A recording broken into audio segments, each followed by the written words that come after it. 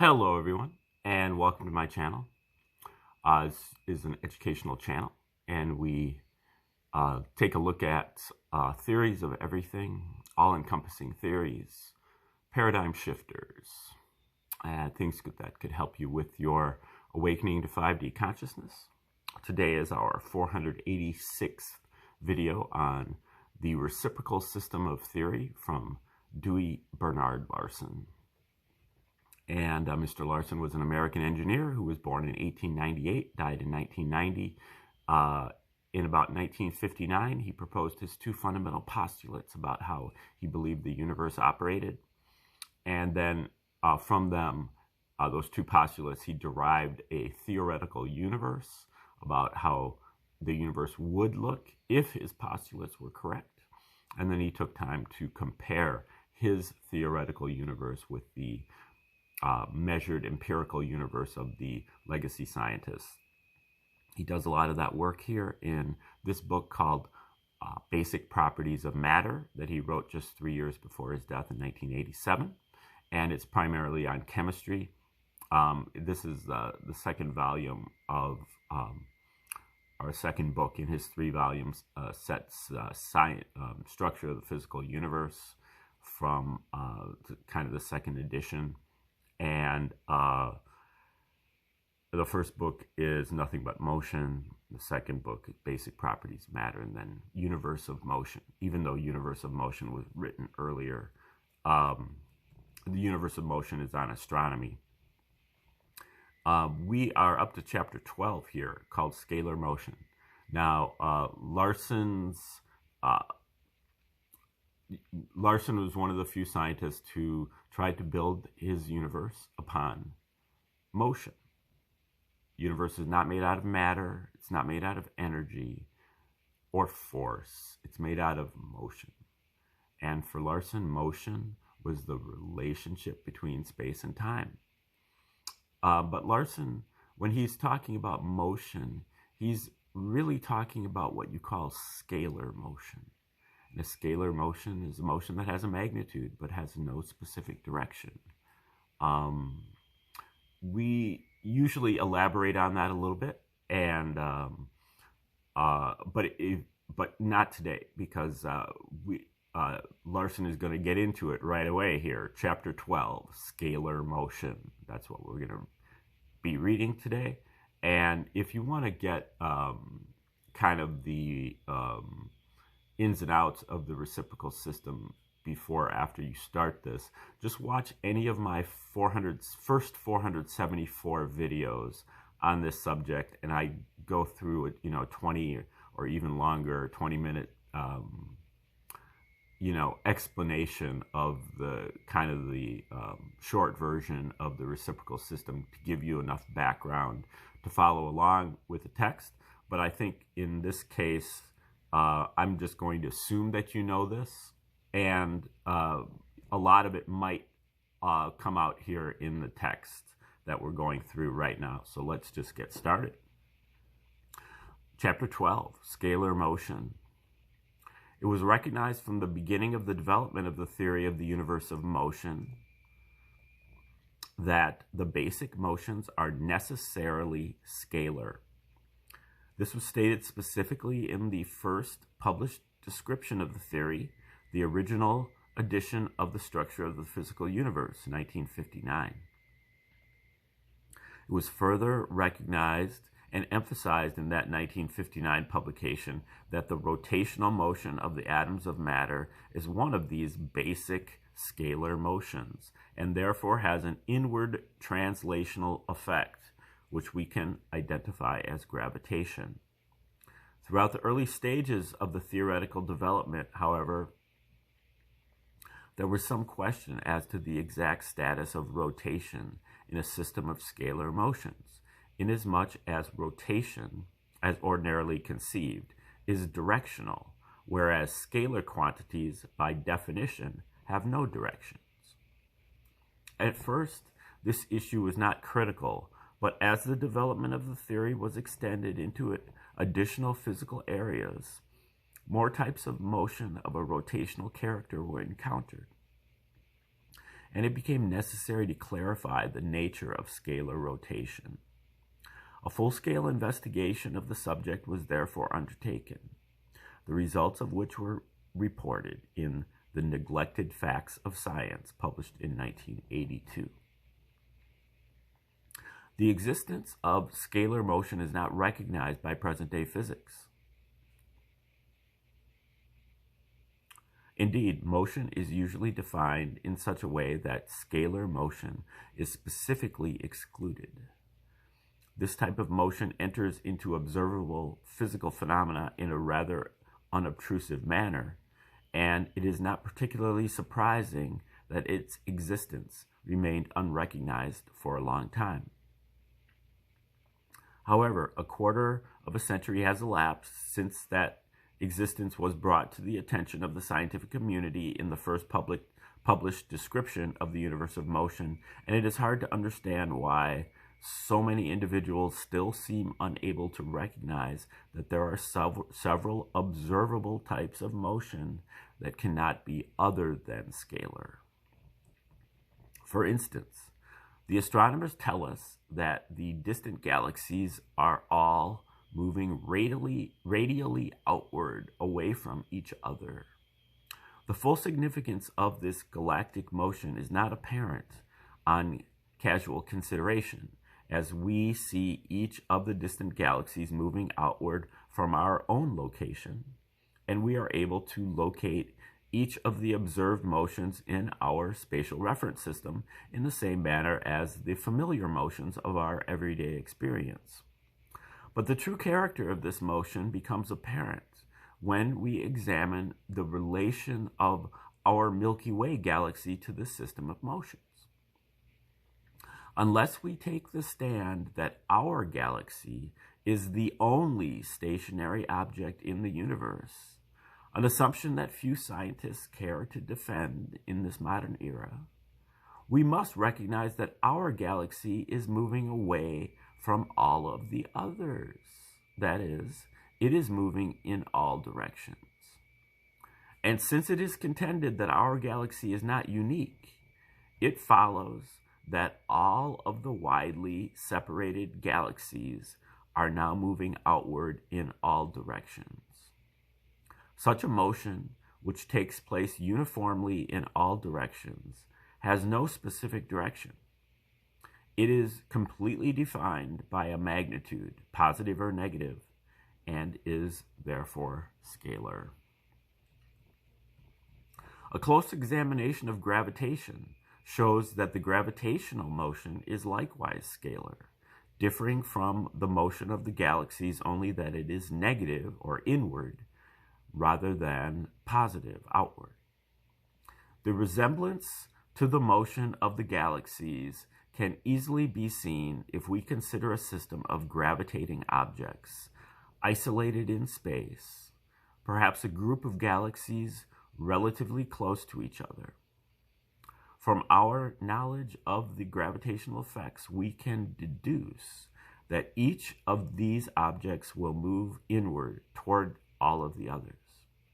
Here again, the motion is scalar. Each object is moving inward in all directions.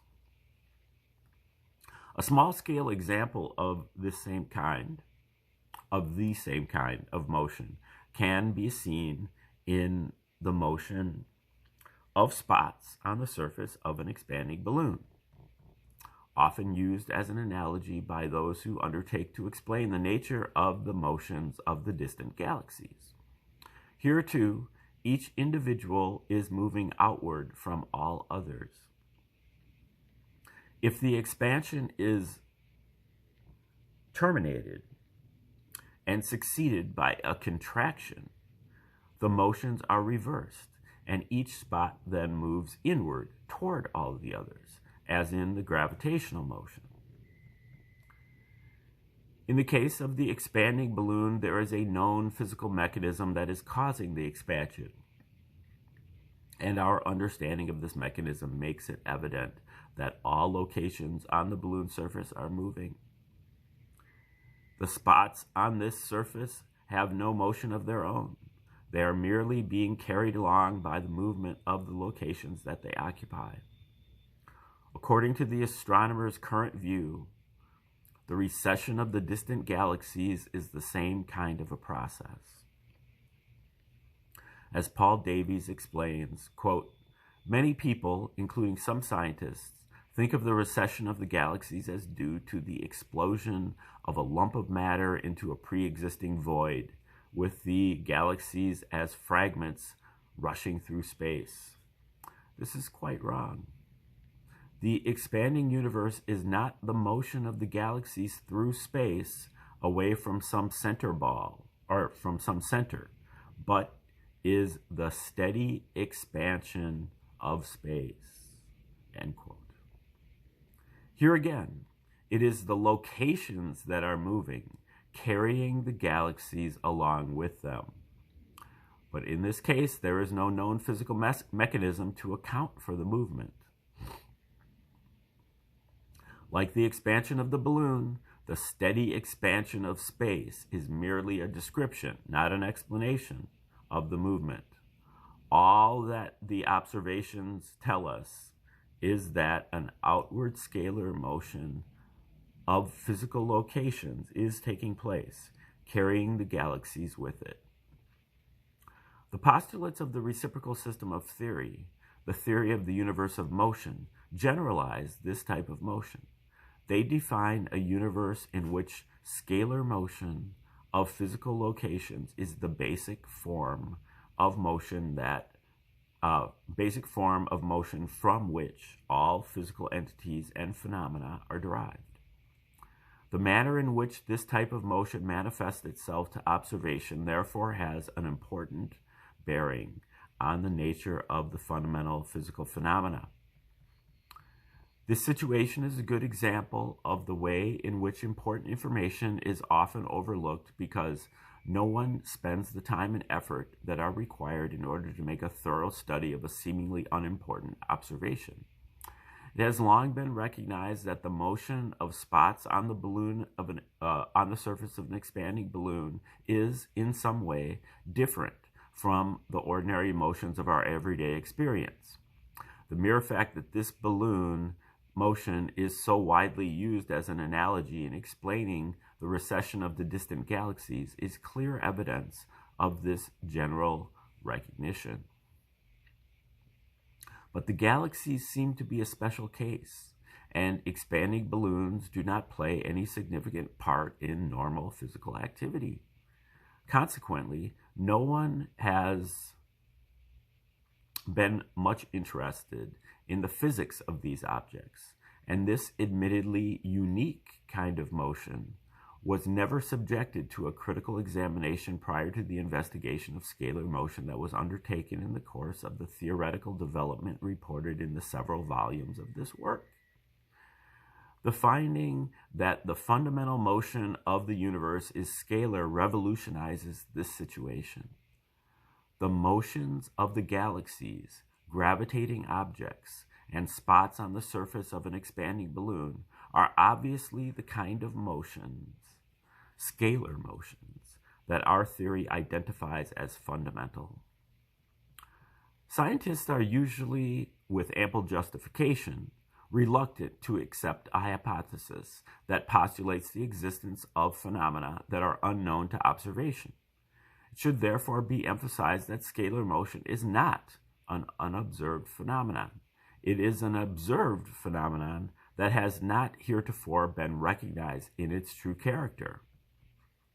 Once the motions identified in the foregoing paragraphs have been critically examined and their scalar character has been recognized, the existence of scalar motion is no longer a hypothesis. It is a demonstrated physical fact. The existence of other scalar motions, as required by the theory of the universe of motion, is then a natural and logical corollary. And those observed phenomena that have the theoretical properties of scalar motion can legitimately be identified as scalar motions. A one-dimensional scalar motion of a physical location is defined by a magnitude and can therefore be represented one-dimensionally as a point, or an assemblage of points, moving along a straight line. Introduction of a reference point, that is, coupling the motion to the reference system at a specific point in that system, enables distinguishing between positive motion outward from the reference point and negative motion inward toward the reference point. The direction imputed to the motion may be a constant direction, as in the case of the translational motion of the photon, the direction of which is determined by chance at the time of emission, unless external factors intervene. The key point disclosed by our investigation is that the direction is not necessarily constant. A discontinuous or non-uniform change of direction could be maintained only by a repeated application of an external force. But it has been known from the time of Galileo that a continuous and uniform change of position or direction is just as permanent and just as self-sustaining as a condition of rest. Our finding merely extends this principle to the assignment of direction to scalar motion. As an illustration, let us consider the motion of point X, originating at point A, and initially proceeding in the direction AB in three-dimensional space. Then let us assume that line AB is rotated around an axis perpendicular to it and passing through point A. This does not change the inherent nature or magnitude of the motion of point X, which is still moving radially outward from point A at the same speed as before.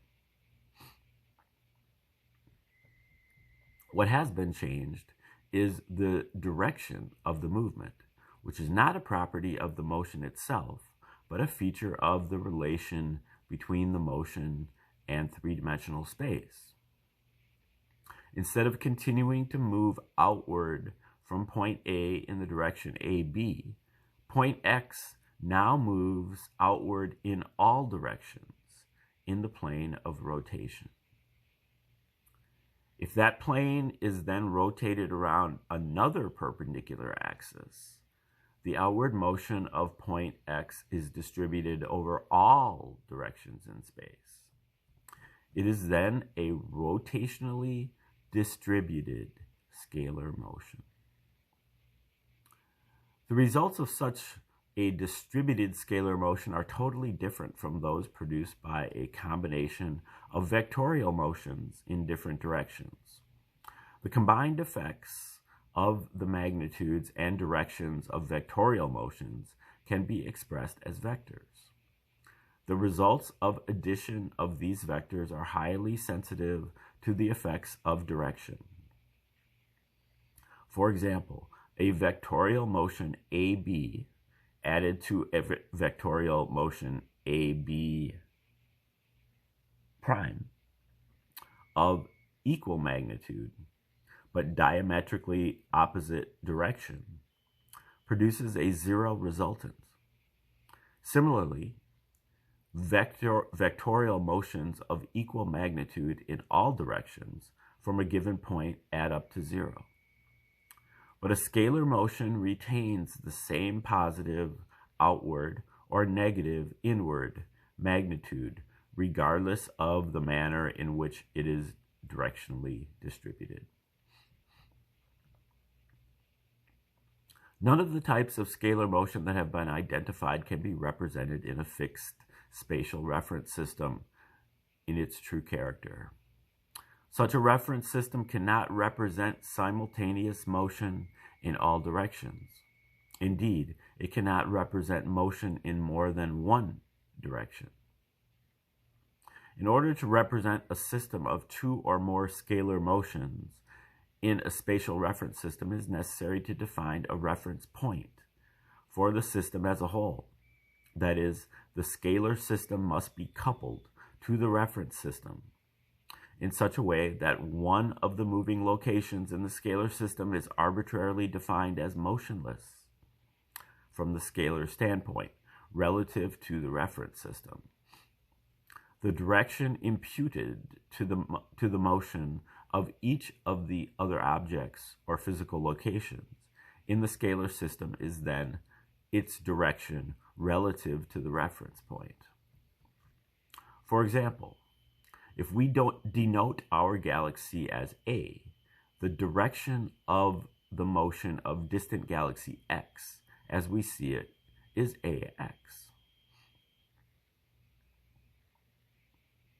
But observers in galaxy B, if there are any, see galaxy X as moving in the different direction, BX.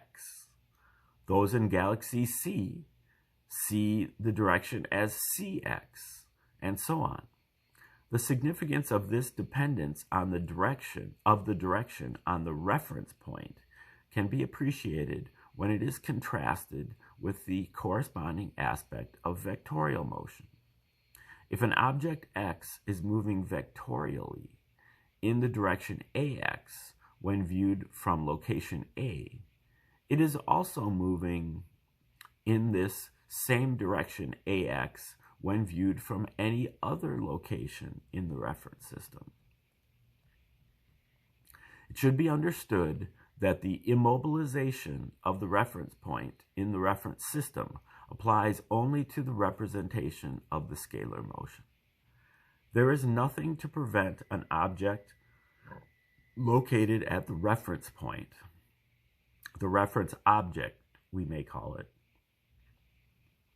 from acquiring an additional motion of a vectorial character.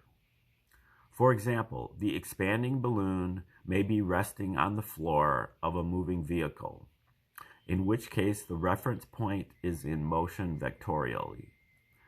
Where an additional motion of this nature exists, it is subject to the same considerations as any other vectorial motion.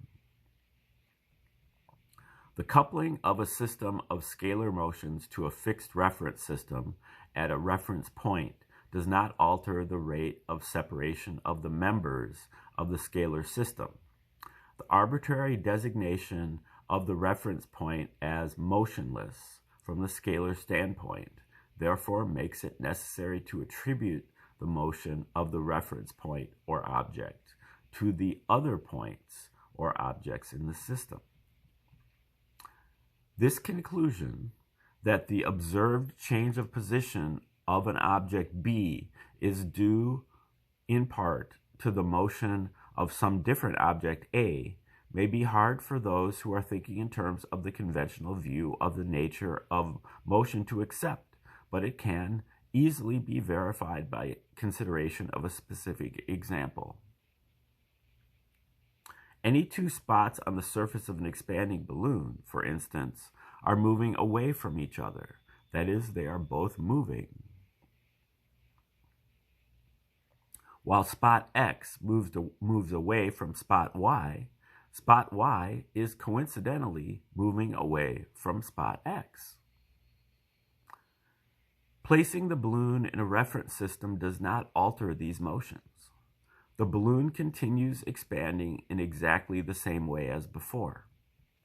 The distance xy continues to increase at the same rate, but if X is the reference point, it is motionless in the reference system, so far as the scalar motion is concerned, and the entire increase in the distance xy, including that due to the motion of X, has to be attributed to the motion of Y.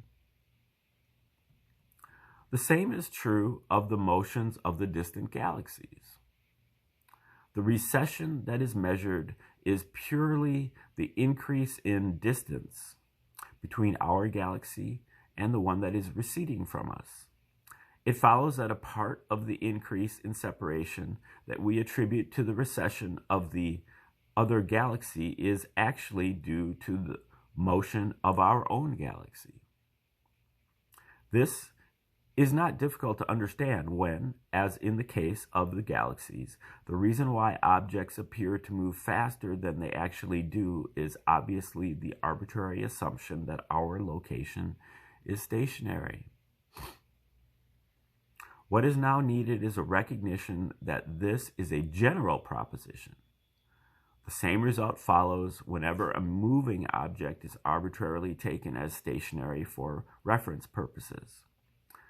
The motion of any reference point of a scalar motion is seen by the reference system in the same way in which we view our motion in the galactic system.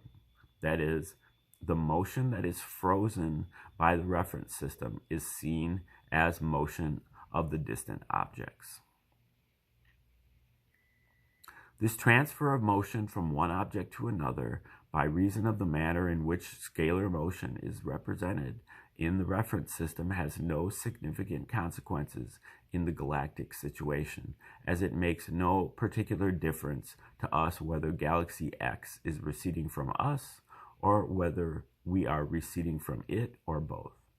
But the questions as to which objects are actually moving and how much they are moving have an important bearing on other scalar motions, such as gravitation. With the benefit of the information now available, it is evident that the rotation of atoms of matter, described in Volume 1, is a rotationally distributed negative or inward scalar motion. By virtue of that motion, each atom, irrespective of how it may be moving or not moving, vectorially, is moving inward toward all other atoms of matter. This inward motion can obviously be identified as gravitation. Here, then, we have the answer to the question as to the origin of gravitation. The same thing that makes an atom, the scalar rotation, causes it to gravitate. Although Newton specifically disclaimed making any inference as to the mechanism of gravitation, the fact that there is no time term in his equation implies that the gravitational effect is instantaneous.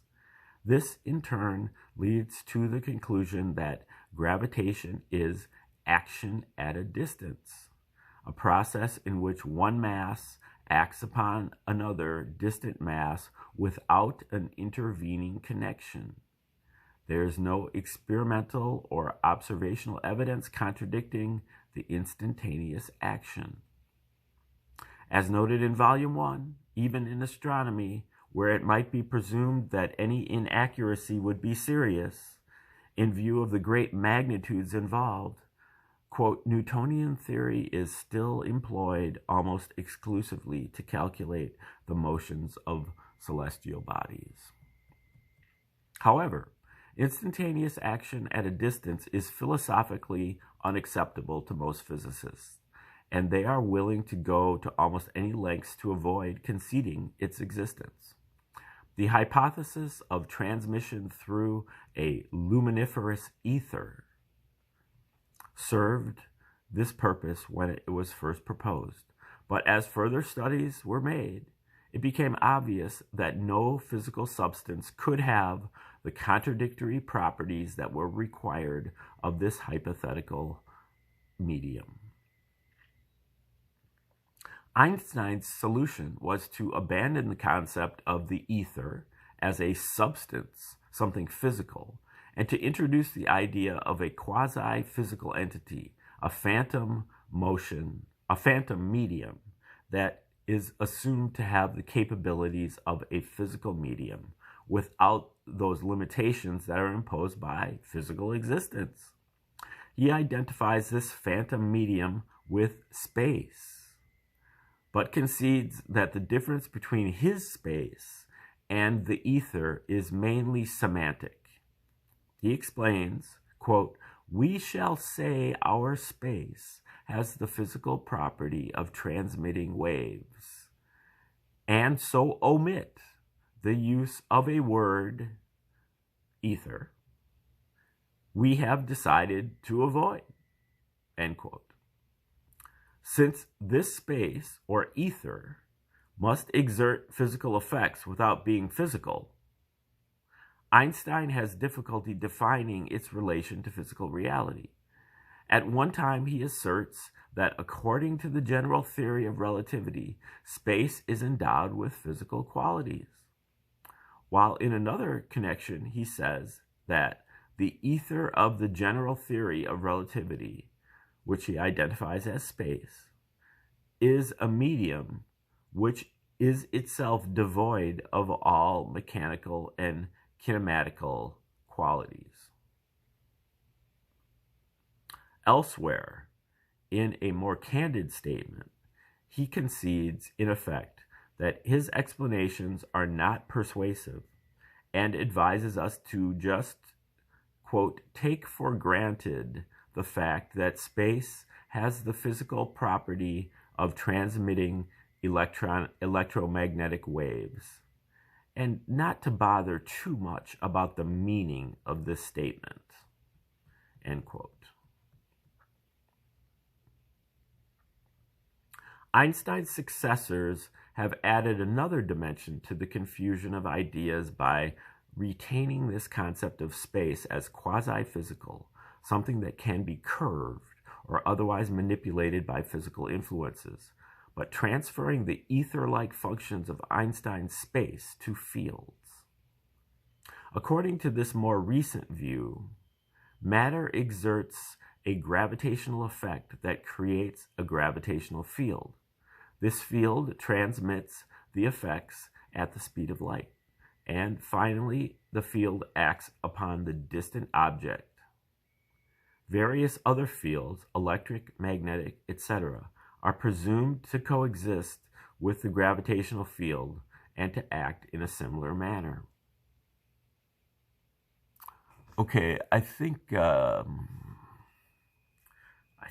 that's about all we're going to get through today, and we'll start here tomorrow, getting through this chapter on scalar motion from Mr. Larson's Basic Properties of Matter, Chapter 12, Scalar Motion. And again, if you want a more thorough rundown of the reciprocal system before kind of embarking, please listen to any of my first 474 videos on this subject where I kind of go into an explanation. But since we're reading Larson right from the horse's mouth as far as scalar motion is concerned, I think this kind of stands alone by itself, this particular chapter at least. So please stay tuned for the next installment, and thanks for tuning in today.